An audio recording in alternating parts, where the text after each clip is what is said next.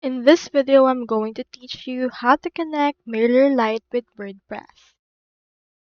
In order to do that, you first need to head over and then go to your MailerLite.com and click on this sign up free option if you don't have an account, or click on this login if you already have one.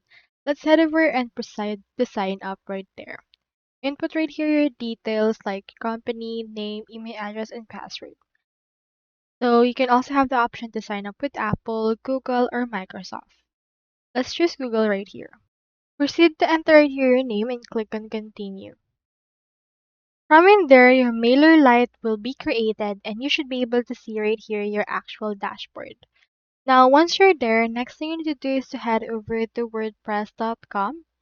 So, if you want, head over to WordPress, click on this Get Started right here in order to create an account, or proceed to log in right here in order to log into one. Let me head over and log in. So here is my homepage on WordPress. What we can do is we can actually install and activate the MailerLite plugin from there. So scroll down on your left sidebar and you can see plugins. Proceed to click on this right here. Now once this is done loading, you can proceed to just locate MailerLite on your search bar. Click onto this right here and input MailerLite and search for it. From in there, you can see some search results related to it. You can click onto this MailerLite sign up or this MailerLite WooCommerce integration. So choose which one you want. I'll choose it here, this one, which is the official sign up.